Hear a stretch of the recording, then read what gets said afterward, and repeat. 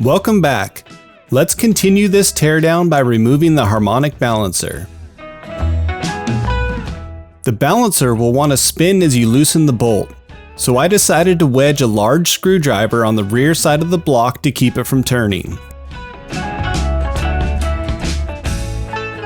Once you have it secured, grab a 3/4 inch socket and crack it loose.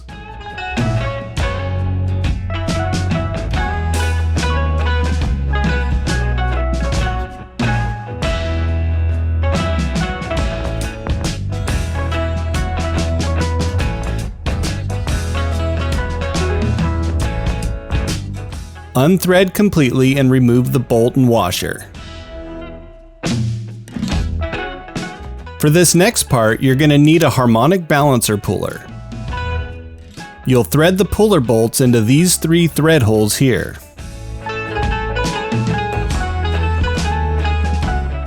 I'm not using a vehicle-specific puller. I grabbed this generic one from Harbor Freight for 20 bucks.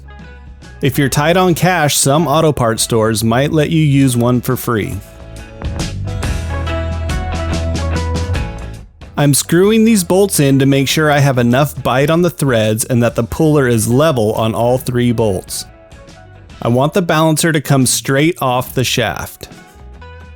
Next, I'm inserting the main center bolt and using a crescent wrench to tighten and remove the balancer.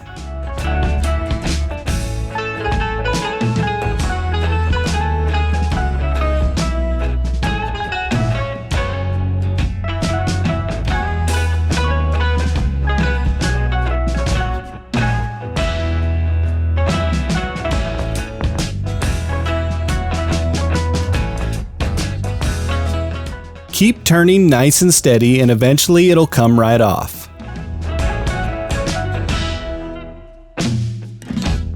Let's clean this timing cover up a bit before removal.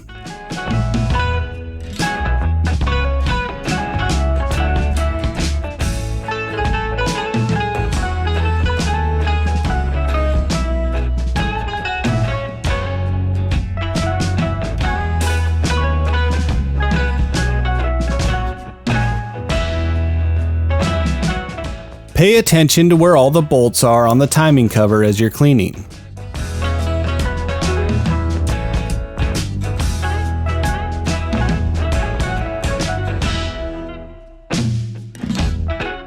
Next, go ahead and remove the bolts holding the timing cover in place. If you haven't seen my other videos, make sure to check them out and see how I store the bolts in cardboard boxes.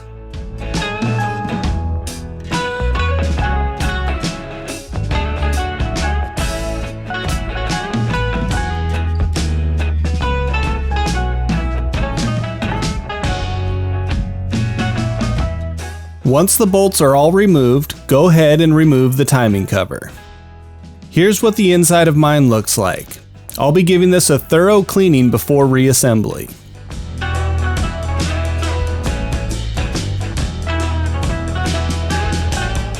And here's the timing chain and sprockets. It looks like this timing chain has a little play in it. I'm not too worried about it. I'll be replacing these on the rebuild. Don't forget there's a little stud and spring in the center of the larger sprocket. You'll probably need some kind of little pick to get the spring out of the hole.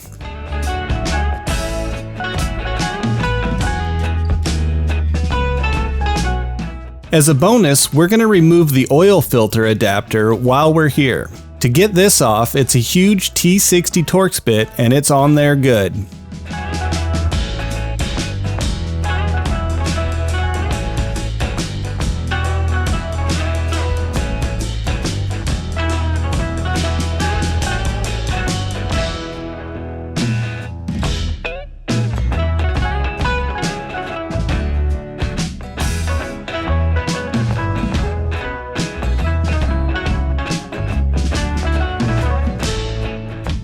Now let's flip this thing over and get to the oil pan.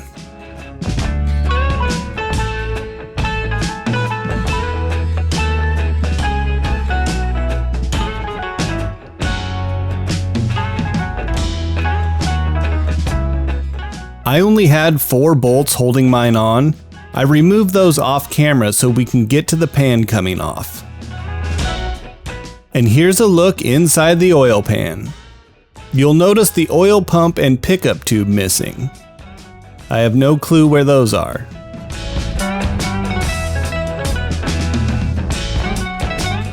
We have the main caps, the crankshaft. We can now see the camshaft down there. We have the piston connecting rods. And if we look down there, we can see the underside of the pistons. Thanks for watching. In the next video, we'll be returning to the head and removing the valve springs.